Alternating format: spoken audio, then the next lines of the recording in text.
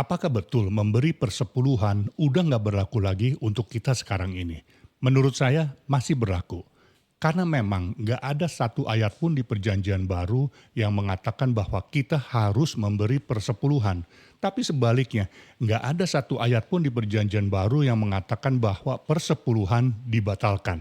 Yesus mengkonfirmasi tentang adanya persepuluhan dalam perjanjian baru, yaitu ketika Yesus mengutuk ahli Taurat dan Farisi karena mereka memberi persepuluhan, tapi mereka tidak melakukan hal-hal lain seperti keadilan, belas kasihan, dan kesetiaan. Yesus juga mengatakan bahwa pemberian persepuluhan dari ahli Taurat itu tidak berkenan kepadanya karena mereka lakukan dengan kesombongan.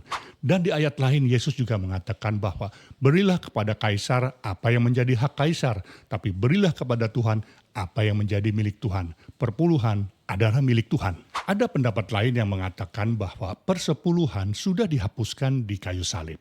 Teman-teman, ada satu prinsip yang baik dalam kitab belajar Alkitab, yaitu jika dalam perjanjian baru tidak mengatakan apa-apa tentang hal-hal yang sudah ditetapkan di perjanjian lama, maka hal-hal yang sudah ditetapkan itu terus berlaku sampai sekarang ini.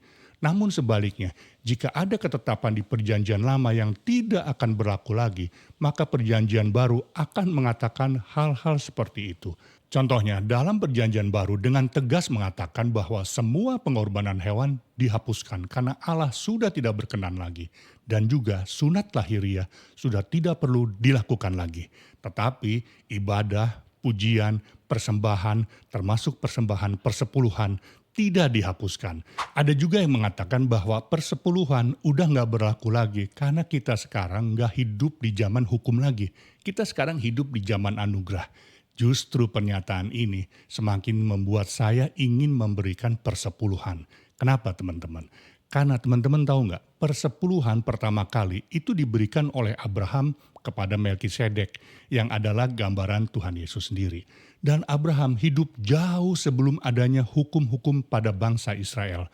Hal ini menegaskan memang persepuluhan tidak di bawah hukum, tapi persepuluhan hanya dikukuhkan oleh hukum. Jadi kalau kita mengaku adalah benih-benih rohani dari Abraham, maka kita seharusnya sekarang pun masih memberikan persepuluhan. Saya disclaimer dulu ya, saya bukan gembala jemaat. Saya hanya seorang penginjil yang ingin share apa yang saya pelajari tentang persepuluhan. Saya yakin bahwa memang ada yang berbeda pendapat, tapi saya hargai teman-teman dan saya tetap mengasihi teman-teman. Yang setuju boleh ketik amin dan share. Sekali Yesus, tetap Yesus.